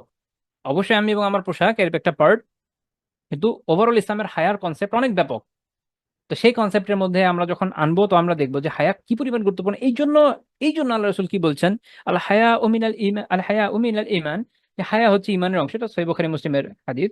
ইমরান বিন হুসাইন রাদিয়াল্লাহু তাআলা আনহুমা উনি বর্ণনা করতে গিয়ে বলছেন যে আল্লাহ রাসূলের হাদিস, যে আল হায়া উলা ইয়াতি ইল্লা বিখাইর, যে হায়া বা আহ, লজ্জাশীলতা বা যাই বলেন না কেন, হায়া আমি হায়াই বলবো, কারণ আমি এটা ব্যাখ্যা করেছি। আল হায়া লা ইয়াতি ইল্লা বিখাইর, হায়া কল্যাণ ছাড়া আর কিছু আনে না। অর্থাৎ হায়া আপনাকে শুধু কল্যাণই কল্যাণ দেবে, এটা সহিহ বুখারী মুসলিমের হাদিস। আল আদাবুল মুফরাদে ইবনু ওমর রাদিয়াল্লাহু তাআলা আনহুর একটা বর্ণনা আছে, তিনি বলছেন ইন্নাল হায়া ওয়াল ঈমানা কারিনা জামিআ, হায়া আর ঈমান একসাথে থাকে। ফাইদা রুফিআ আহাদুহুমা রুফিআ আল আখার, যখন একটা উঠে যায় তখন আরেকটা উঠে যায়। খুবই খুবই খুবই খুবই গুরুত্বপূর্ণ কথা। হায়া আর ঈমান এরা একসাথে রিলেটেড, কো রিলেটেড। আপনি একটু আগে যে ব্যাখ্যা দিলাম তখন আপনি বুঝবেন, আচ্ছা এই জন্য। নয়তো আপনার মনে হতে পারে যে হায়ার সাথে ইমানের কি রিলেশন, বাট যখন আমরা শরিয়ার ব্যাখ্যা দেখব, অনেক শব্দ আছে। আমার এক উস্তাদ বলতেন যে খালি শব্দ দেখলে হবে না, অনেক মানুষের শুধু শব্দ দেখেন না, আপনি শরিয়ার পার্সপেক্টিভে শব্দটা দেখেন। আমাদের প্রচলিত শব্দের চেয়েও বেশি জরুরি হচ্ছে শরিয়া এটাকে কি হিসাবে ডিফাইন করে। তো শরিয়ার পার্সপেক্টিভে হায়া আমাদেরকে যা বোঝায়, তখন আমরা বুঝি হ্যাঁ ইমান এবং হায়া অবশ্যই কোরিলেটেড। কারণ আপনার যখন হায়া থাকবে, আপনার যদি আল্লাহ তাআলার জন্য যখন হায়া থাকবে, আপনি সলাত আদায় করবেন, নেক আমল করবেন, গুনাহ থেকে বাঁচবেন। ফেরেশতাদের ক্ষেত্রে হায়ার ক্ষেত্রে অন্যান্য গুনাহ থেকে বাঁচবেন। মানুষের ক্ষেত্রে হায়ার ক্ষেত্রে অবিবেচক এবং অবিবেচনা প্রসূত খারাপ খারাপ এমন কিছু কাজ যেটা হয়তো গুনাহ না, বাট ইটস অপছন্দের এবং মানুষের সামনে আপনাকে খারাপ পর্যায়ে নিয়ে যাবে, আপনার দিনদারি থেকে প্রশ্নবিদ্ধ করবে, আপনি ওগুলো থেকে বেঁচে থাকবেন। এরকম বিভিন্ন ক্ষেত্রে হায়া যখন কাজে আসবে তখনই না ইমান ঠিক থাকবে। যদি উল্টে চলে যায়, ফাইযা রুফিআ আহাদুহুমা, যখন একটা উঠে যায়, ধরেন ইমান উঠে গেল, তা হায়া এমনি নষ্ট হয়ে যাবে। বেঈমানদের মধ্যে হায়াই কই, এটা তো আমরা জানি। আর যখন হায়া উঠে যায় ওই লোকদের দেখেন ইমানের অবস্থা কি। এই জন্য বলছেন রুফি আল আখা, তখন আরেকটা উঠে যায়। অনেক অনেক মানুষ আপনি দেখবেন, এমনি দেখবেন, আমার নাম ধরে বলা দরকার নেই, উদাহরণ সমাজের মধ্যে অভাব নেই, হয়তো বাহ্যিকভাবে অনেক দিনদার, মাশাআল্লাহ, অনেক কিছু আছে, হায়াটা নাই, হায়াটা নাই। আপনি হয়তো তার কাজ করে দিয়েছেন, আপনার পেমেন্ট দেয়নি, আপনি বিভিন্ন কাজে সাহায্য করেছেন, একটা সাধারণ আহ, বোর্ডটা পর্যন্ত নেই, কমিটমেন্ট নাই, আপনি একটা কাজে নিয়োগ দিয়েছেন, হাওয়া করে চলে গেছে। আপনার সাথে একটা চুক্তি ছিল, ভাই আমরা এতদিন এরকম এরকম কাজ করবো, দেখা যাচ্ছে চুক্তি বন্ধ করে, চুক্তি পূরণ করার আগেই আগেই টাটা হাওয়া। অভাব নাই তো এরকম, না? আই আই হোপ যে প্রত্যেকের জীবনে এক্সপিরিয়েন্স এরকম আছে, যাদের নাই আল্লাহ তাদের হেফাজত করুন, আল্লাহ তাআলা হেফাজত করুন, তার আগেই সতর্ক থাকেন। হ্যাঁ, এই জন্য আমাদের ফকিরা বলেন যে মুআমালাত করতে হবে আহ অপরিচিতের মতো, এটা জরুরি। মুআমালাত খুবই সতর্কতার সাথে করা যায়। তো এই বর্ণনাটাই আদবুল মুফরাদে 1313 নম্বর হাদিস, শাইখ আলবানী রাহিমাহুল্লাহ সহিহ বলেছেন, এবং খুবই গুরুত্বপূর্ণ। এটা মাথায় গেঁথে নেন, জীবনে কাজে আসবে ইনশাআল্লাহ তাআলা। এখন আমরা দেখি যে রাসূলুল্লাহ সাল্লাল্লাহু আলাইহি ওয়াসাল্লাম হায়ার ক্ষেত্রে আমাদের অনুসরণ আদর্শ। আবু সাঈদ খুদরি রাদিয়াল্লাহু তাআলা আনহু বর্ণনা করছেন যে কানা রাসূলুল্লাহ সাল্লাল্লাহু আলাইহি ওয়াসাল্লাম আশাদ্দ হায়াআম মিনাল আযরা ফি খিদরিহা, যে যারা অন্তপুরে যে সকল কুমারী নারীরা থাকে তাদের থেকে আল্লাহ রাসূলের হায়া ছিল বেশি।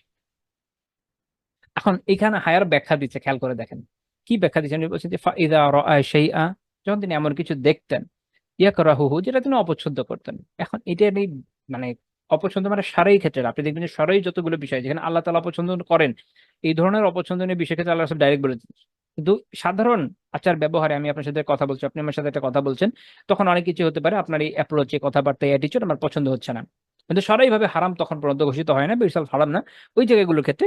তখন আল্লাহ রাসূল কি করতেন, উনি তখন ওইটা মুখ ফুটে বলতেন না, ওই ওই জায়গাগুলোতে উনি ভদ্রতা সৌজন্য বজায় রাখতেন।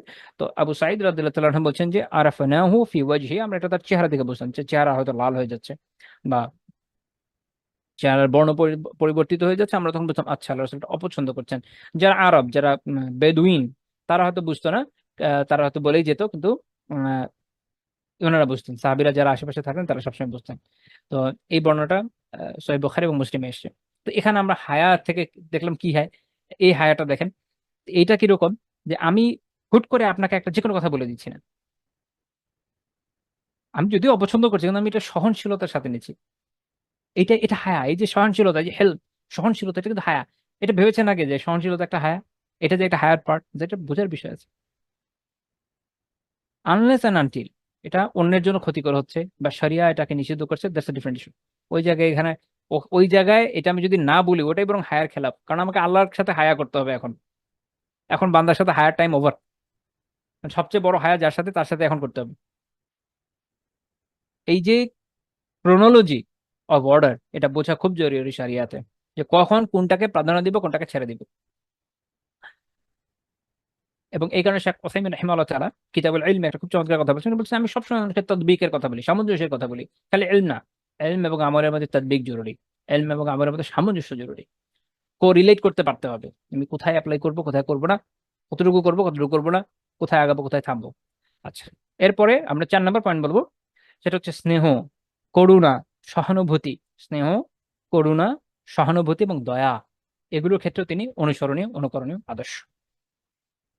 এটা তো আল্লাহ তাআলা বলেছেন, আমরা অনেক শুনি, সূরা আম্বিয়ার 107 নম্বর আয়াত, ওয়া মা আরসালনাকা ইল্লা রাহমাতাল লিল আলামিন, নিশ্চয়ই আমি আপনাকে রহমাতুল লিল আলামিন বা জগৎবাসীর জন্য রহমত হিসাবেই প্রেরণ করেছি। আল আলাম জগৎ বুঝে এখানে বহুবচন এসেছে, এখন এটা ব্যাখ্যা মুফাসসিরিনা বিভিন্ন ভাবে করেছে, যেমন মানব জাতি, জিন জাতি দুইটা জগৎ, ফেরেশতারাও একটা জগৎ। আবার ধরেন বিভিন্ন প্রাণী জগৎগুলো মিলে আলাদা আলাদা জগৎ, উদ্ভিদ জগৎ, স্পিসিস ধরলে কতগুলো জগৎ হয়, তাই না? আবার আপনি যদি বলেন ইহকাল এন্ড পরকাল, দুই জায়গাতেই রহমত, অবভিয়াসলি যত ভাবে এই আলামের ব্যাখ্যা করতে যান না কেন, প্রত্যেক ক্ষেত্রে অবাক হয়ে খেয়াল করবেন, প্রত্যেকটা ক্ষেত্রে আল্লাহ রাসূল রহমত, প্রত্যেকটা ক্ষেত্রে। এমনকি আপনি যদি বলেন মুমিন এবং কাফের দুইটা ফেরকা, দুইটা দল, আলাদা দুইটা পার্টি, মুমিন এন্ড কাফের, উভয়ের জন্য রহমত। মুমিনদের জন্য রহমত এই জন্য যে তার মাধ্যমে, তার দেওয়া তার আনা দ্বীনের মাধ্যমে, বা তার তার আনা কোরআনের মাধ্যমে, তার মাধ্যমে যেটা নাজিল হয়েছে আর কি, তার মাধ্যমে আমরা পরকালীন পাথেও পাচ্ছি, পরকালীন নাজাতের উসিলা পাচ্ছি বা সুযোগ পাচ্ছি। এই কারণে তিনি আমাদের জন্য রহমা।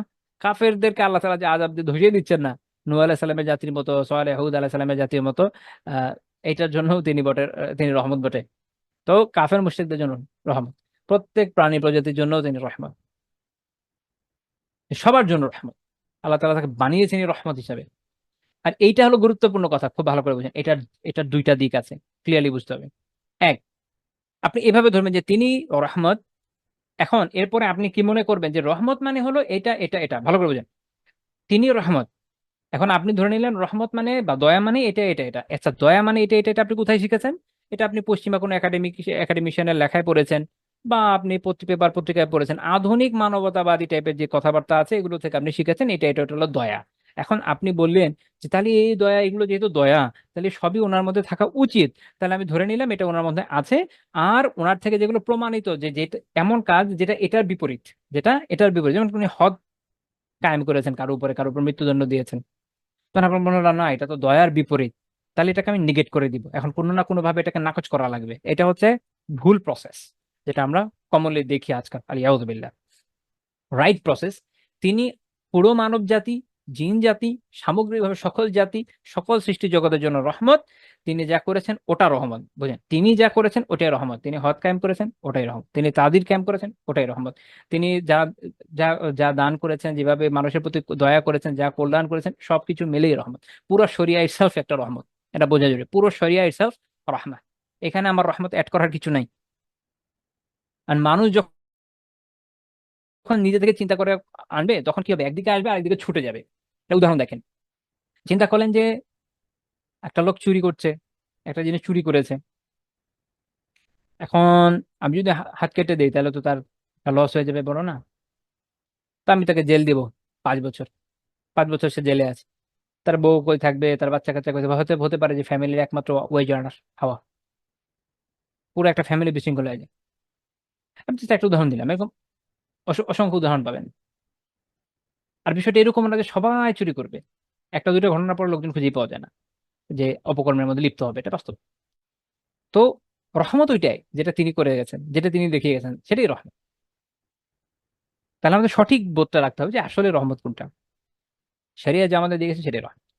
আচ্ছা, এখন আমরা তার ব্যক্তি জীবনে বিভিন্ন জায়গায় এরকম রহমার বেশ কিছু ঘটনা পাই। আমি জাস্ট একটা দুইটা ঘটনা উল্লেখ করব। যেমন ধরেন, আবু যর রাদিয়াল্লাহু তাআলা আনহু, তিনি বর্ণনা করছেন যে রাসূলুল্লাহ সাল্লাল্লাহু আলাইহি ওয়াসাল্লাম একদিন রাতে সালাত আদায় করছেন, কিয়ামুল লাইল করছেন। তো পুরোটা রাত একটা আয়াতই তেলাওয়াত করছেন, সূরা মাইদার 118 নম্বর আয়াত, যেখানে আল্লাহ তাআলা বলেছেন, ইন তুআযিবহুম ফাইন্নাহুম ইবাদুক, যদি আপনি তাদেরকে সাজা দেন, আযাব দেন, তো তারা তো আপনারই বান্দা, আপনার ইখতিয়ার আছে, আপনি দিতে পারেন। ওয়া ইন তাগফির লাহুম ফাইন্নাকা আনতাল আজিজুল হাকীম, তো আপনি যদি তাদেরকে ক্ষমা করেন, তাহলে নিশ্চয়ই আপনি পরাক্রমশালী এবং প্রাজ্ঞ।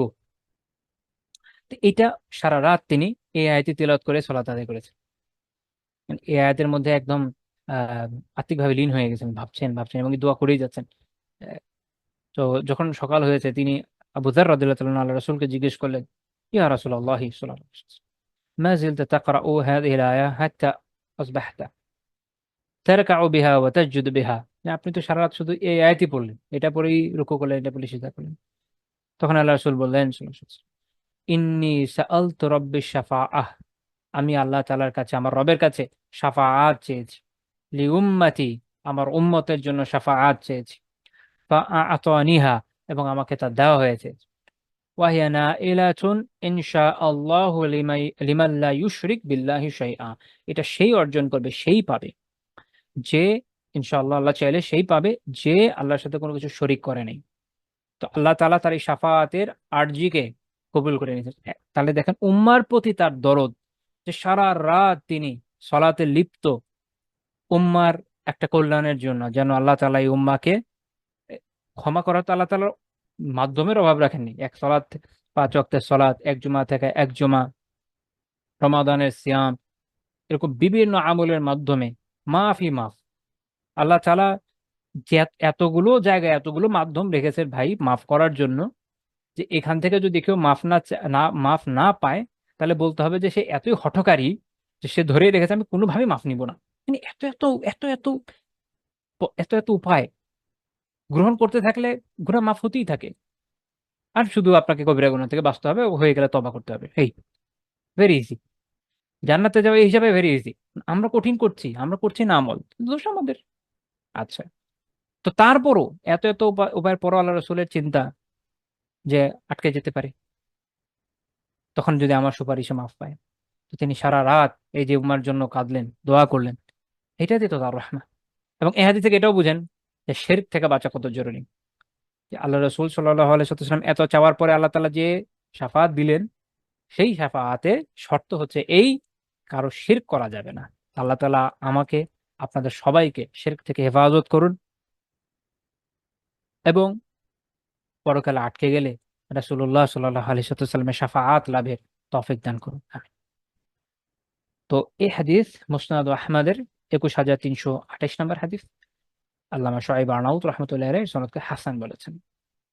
আমরা আরেকটা নমুনা দেখি, এটা খুব ইন্টারেস্টিং। সহিহ বুখারীর ৬২৮ নম্বর হাদিস। মালিক বিন আল হুয়াইরিস রাদিয়াল্লাহু তাআলা আনহু একজন সাহাবী, ওনার বর্ণনা। তিনি বলছেন যে আতাইতুন নাবিয়্যা সাল্লাল্লাহু আলাইহি ওয়াসাল্লাম ফি নাফারিন মিন কওমি, আমি আমার জাতির সাথে প্রতিনিধি দলে আল্লাহ রাসূলের কাছে এলাম, মদিনাতে এলাম।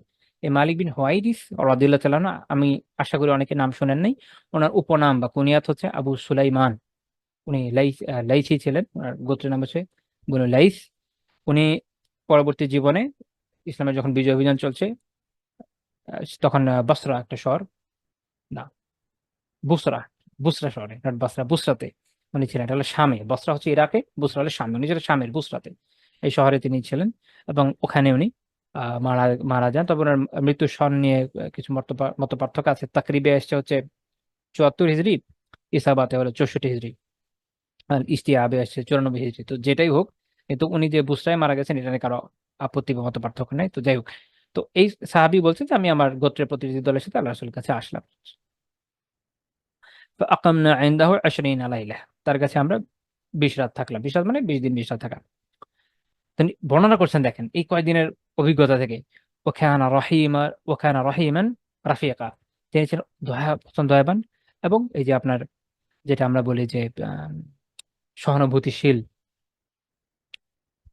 এবং তিনি যখন দেখলেন, বর্ণনা করছেন যেটা কেন এটা বলছেন, দেখেন তিনি যখন দেখলেন ফালাম্মা রাআ শাওকানা ইলা আহলিনা, তিনি যখন আমাদেরকে দেখলেন যে পরিবারের প্রতি যে আমাদের আগ্রহ, মানে অনেকদিন ধরে এখানে মদিনায় পড়ে আছে, এখন যেতে চাই আবার পরিবারের কাছে, আর ভালো লাগছে না, হয়তো এরকম থাকে না মানুষের মধ্যে অনেক সময় পরিবার থেকে দূরে থাকলে।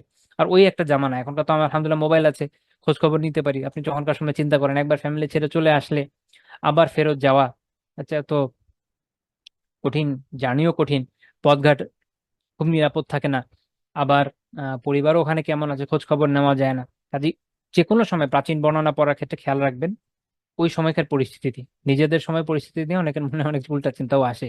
তো যাই হোক, তো তখন আল্লাহ রসুল যখন এটা দেখলেন কি বললেন, ইরজিউ ফাকুনু ফাকুনু ফীহিম ওয়া আল্লিমুহুম ওয়াসাল্লু, তোমরা ফিরে যাও। আল্লাহ রসুল খেয়াল রাখছে, দেখেন একজন আদর্শ লিডার, আদর্শ নেতার বৈশিষ্ট্য, একজন আদর্শ ব্যক্তিত্বের বৈশিষ্ট্য, যে তিনি যখন দেখছেন যে এদের মধ্যে ফিরে যাওয়ার প্রবণতা তৈরি হয়েছে, তিনি তো আটকে রাখছেন না। তিনি বলছেন তোমরা ফিরে যাও, এই হচ্ছে তার দয়া, তোমরা আটকে যাও, তোমরা ফিরে যাও। আপনি দেখেন যে বড় বড় লিডারদের ক্ষেত্রে কি ধরনের দুর্ঘটনাগুলো ঘটে, যে তাদের কাছে যখন এরকম অনুসারীরা আসে বা বিভিন্ন ট্রেনিং এ আসে, আর মিলিটারিতে তো সুবহানাল্লাহ দেখেন কি করে ওরা, তখন অর্ডারই শেষ কথা, দয়া মায়া কি আর দেখায় তারা? কিন্তু আল্লাহ রসুলের ক্যারেক্টারটা দেখেন এখানে, তার যে বৈশিষ্ট্য সেটা কি, তিনি অনুধাবন করছেন যে তাদের ফিরে যাওয়ার প্রবণতা তৈরি হয়েছে, আটকে রাখছেন না। বলছেন যে এই যে তোমরা ফিরে যাও, তাদের মধ্যে গিয়ে থাকো, পরিবারের মধ্যে গিয়ে থাকো, ও আল্লিমুহুম, এবং তাদেরকে শেখাও, যা এখানে শিখে গেছো তা ওখানে শেখাও, সল্লু। এবং আল্লাহ রাসূলের বৈশিষ্ট্য ছিল সাল্লাল্লাহু আলাইহি ওয়াসাল্লাম, তার কাছে যারা আসতেন তাদেরকে শেখাতেন, যত সময় থাকতেন এর মধ্যে শেখানোর একটা ব্যবস্থা করে দিতেন। এই যে শিক্ষা, এই যে শিক্ষার পরম্পরা, ওটাই আমাদের থেকে উদয় হয়ে যাচ্ছে, আল্লাহ আমাদের মাফ করুন। এবং তার মানে সলাত আদায় করুন। ফাইদা হাদারাতিস সালাহ, যখন সালাত উপস্থিত হবে, সালাতের সময় আসবে, ফালিওয়াজদিল লাকুম আহাদুকুম, তখন তোমাদেরকে ওই যে তাদের জন্য সালাত আযান দিবে, ফালিয়া উম্মাকুম আকবারুকুম, তো এবং তোমাদের মধ্যে যে সবচেয়ে বড় সে তাদের আহ, ইমামতি করবেন। তো এই হচ্ছে বর্ণনা। তো এখান থেকে আমরা দেখলাম, তবে এখানে একটা ফিকি পয়েন্টও আসে, এটা আমরা একটু জেনে রাখতে পারি প্রাসঙ্গিক হিসেবে। যেখানে হাদিসে আমার বলা হচ্ছে যে বড় সে যেন ইমামতি করে, এখানে আসলে অনেকগুলো হাদিস আছে যে ইমামতির ধারাটা কে করবে। ইমাম আল বুহুতি রাহিমাহুল্লাহ তাআলা উমদাতুত তালিব এ বলছেন যে ইমামার বা ইমামতের ক্ষেত্রে সবচেয়ে বেশি হলো যে যার মধ্যে ইলম বেশি, আল আলিমু ফিকহা সলাতে, সলাতের ফিক সম্পর্কে যার জ্ঞান বেশি। তবে এর মধ্যে দুইজন যখন সমান হয়েছে, সর্বোচ্চ আল আকরাউ, যে সবচেয়ে বেশি সুললিত যে সবচেয়ে বেশি পাঠক কোরআনের। এখন এটার আবার একটা ব্যাপার আছে যে যার কণ্ঠস্বর বেশি সুললিত এর মধ্যে সে প্রাধান্য পাবে, আর দেখা গেল যে যার কম সে প্রাধান্য তখন পাবে না। তো এরপরে যখন দেখা গেল এর এই ক্ষেত্রে হয়তো যদি সমান হয়ে যায়, তখন আসবে যে সুম্মাল আফকা, যে সবচেয়ে বেশি বড় ফকিহ, যেমন ফিকহের নলেজ অনেক বেশি, সে আসবে। সুম্মাল আসান, এরপর হচ্ছে যার বয়স বেশি, এরপরে সুম্মাল আশরাফ, সুম্মাল আতকা, এভাবে ভাগ হবে। এটা হচ্ছে যখন সমান সমান হয়ে যায়। তো এইখানে একটা ইন্টারেস্ট পয়েন্ট হচ্ছে এখানে যে কেন বললেন যে সবচেয়ে বড়, যে কারণ হচ্ছে এখানে যারা ছিলেন প্রত্যেকেই 20 রাত এই জায়গাতে ছিলেন, সমান পরিমাণ এলমি অর্জন করেছেন, নিশ্চয়ই সবগুলো বিষয়ে সমতা ছিল। তো এই জন্য বলে যে দিয়েছেন যে সুম্মাল, এই জন্য বলে দিয়েছেন যে যে সবচেয়ে বড়, কারণ বাকিগুলোতে তাদের মধ্যে একটা সমতা আছে। এটা আমি প্রাসঙ্গিকভাবে বলে দিলাম যাতে কনফিউশনটা না হয়। আচ্ছা, এরপরে আমরা একটা জিনিস দেখবো, সেটা হচ্ছে আহ মানে কি বলবো, সম্পর্ক রক্ষায়। এটাকে আমরা এভাবে বলতে পারি, সম্পর্ক রক্ষায়। বা আমি আহ এখানে মূল শব্দ হচ্ছে আহাদ, আইন হাদ আল আহাদ। এখানে আহাদ আরবিতে খুব কমন অর্থ হচ্ছে যে প্রতিজ্ঞা, প্রতিশ্রুতি, ওয়াদা, শপথ, এগুলো। তবে এটার কিছু আরো কিছু অর্থ আছে, যেমন ধরেন খাঁটি বন্ধুত্ব, সৌহার্দ্য। হ্যাঁ, এই বিষয়গুলোকেও আহাদ দিয়ে বোঝানো হয়। আল্লাহ রসুল এগুলো রক্ষা করতেন অত্যন্ত উত্তম ভাবে। সহিহুল বুখারীতে কিতাবুল আদাবে একটা আলাদা বাব, একটা অনুচ্ছেদ আছে, নাম হচ্ছে হুসনুল আহাদি মিনাল ইমান। এই যে উত্তম ভাবে সম্পর্ক রক্ষা, উত্তম ভাবে বন্ধুত্ব সৌহার্দ্য রক্ষা, আপনি কমিটমেন্ট রক্ষাও বলতে পারেন, এগুলো এগুলো হচ্ছে ইমানের পার্ট। ইমানের পার্ট বুঝেন, খুব গুরুত্বপূর্ণ, ইমানের পার্ট। ইমাম বুখারী আমার অধ্যায়ের নাম দিচ্ছেন এটা, যেগুলো ইমানের অংশ। তো এই অধ্যায়ে হাদিস, যেটা 6004 নম্বর হাদিস বুখারীর, এখানে আয়েশা রাদিয়াল্লাহু তাআলার একটা বর্ণনা আছে। উনি বলছেন যে এটা খাদিজা রাদিয়াল্লাহু তাআলার সাথে আল্লাহ রাসূল সাল্লাল্লাহু আলাইহি ওয়াসাল্লামের রিলেশনের। যে আয়েশা রাদিয়াল্লাহু তাআলা বলছেন যে মা গিরতু আলা ইমরাআতিন মা গিরতু আলা খাদিজা, আমি খাদিজার ক্ষেত্রে যেটা, যে গায়রাত, আমাদের আই থিঙ্ক এখন সবাই কম বেশি শব্দের সাথে পরিচিত হয়ে গেছেন। গায়রাতুন, যে শব্দটা অনেকে আবার গিরা বলে, গিরা শব্দ হচ্ছে গায়রা, আত্মসম্মান বোধ, আত্মমর্যাদা বোধ। যে আমি খাদিজার ক্ষেত্রে যেই আত্মসম্মান বোধ অনুভব করতাম, এটা অন্য কোনো নারীর ক্ষেত্রে অনুভব করতাম না। এটা কে বলছেন? আয়েশা রাদিয়াল্লাহু তাআলা আনহা। তারে যারা সতীন তাদের মধ্যে এরকম ফিলিং আসা এটা জায়েজ না, বুঝা গেল, এটা কোনো অস্বাভাবিক কিছু না, যেটা অনেকে মনে করেন এমন কিছু না। তো আয়েশা রাদিয়াল্লাহু তাআলা বলছেন যে ওয়ালাকাদ হালাকাত ক্বাবলা আন ইয়াতাযাওয়াজানি বিসালাসি সিনিন, আমার বিয়ে হওয়ার 3 বছর আগেই তার মৃত্যু হয়ে গেছে। লিমা কুনতু আসমাউহু ইয়াজকুরুহা, কিন্তু আমি, এর কারণ কি, কেন এই আত্মসম্মান তিনি বোধ করতেন? কারণ রাসূলুল্লাহ সাল্লাল্লাহু আলাইহি ওয়াসাল্লাম খাদিজা রাদিয়াল্লাহু তাআলার কথা উল্লেখ করতেন, ওয়ালাকাদ আমারাহু রাব্বুহু আইয়ুবাশশিরাহা বিবাইতিন ফিল জান্নাতি মিন কাসাব। এবং আরেকটা কারণ হচ্ছে, এক হচ্ছে আল্লাহ রাসূল সাল্লাল্লাহু আলাইহি ওয়াসাল্লাম তাকে বারবার স্মরণ করতেন। দেখেন, স্ত্রী কিন্তু মারা গেছেন অনেক আগে, স্মরণ করছেন। এই যে একটা কমিটমেন্ট, এই যে সৌহার্দ্য রক্ষা, এটা হলো গুরুত্বপূর্ণ বিষয়। এটাই হলো মূল পয়েন্ট। ইমাম বুখারী রাহিমাহুল্লাহ এই অধ্যায়ে এই হাদিসটা নিয়ে এসেছেন, এটা দিয়ে দলিল দিয়েছেন যেটা কেন ইমানের অংশ। এবং এই কারণেও তিনি আত্মসম্মান বোধ করতেন যে আহ আল্লাহ আযজা ওয়া জাল খাদিজা রাদিয়াল্লাহু তাআলা আনহার জন্য জান্নাতে মিনাল কাসাব, আহ যারা ব্যাখ্যা করেছেন তারা ব্যাখ্যা করেছেন এভাবে যে মুক্ত থেকে, মণিমুক্তা থেকে, এই দিয়ে প্রাসাদের সুসংবাদ দিয়েছেন যে তিনি এটা জান্নাতে পাবেন।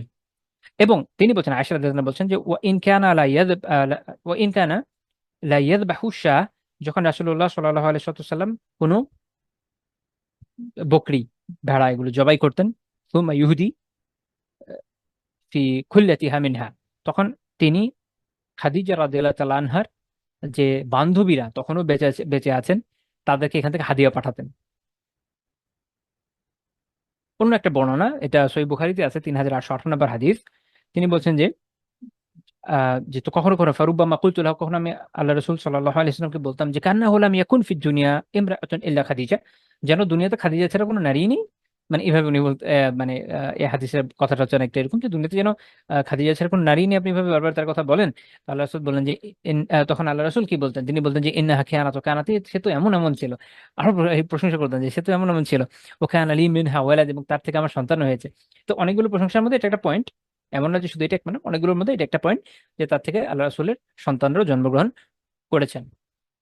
তো এখানে দেখেন, এই যে নেককার স্ত্রীকে স্মরণ করা, তাকে ভুলে না যাওয়া, এই যে সৌহার্দ্য রক্ষা করা, এবং শুধুমাত্র তার সাথে না, তার যারা বান্ধবী আছে এখনো বেঁচে আছে, তাদেরকে উনি এখন পর্যন্ত তখন পর্যন্ত ছাগলের ভাগ দিচ্ছেন বা ছাগল থেকে পার্ট পাঠাচ্ছেন।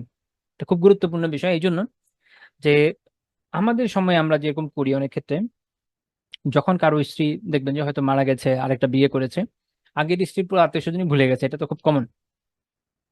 একমাত্র দুর্নীতিবাজ কর্মকর্তা কর্মচারীদের কথা ভিন্ন।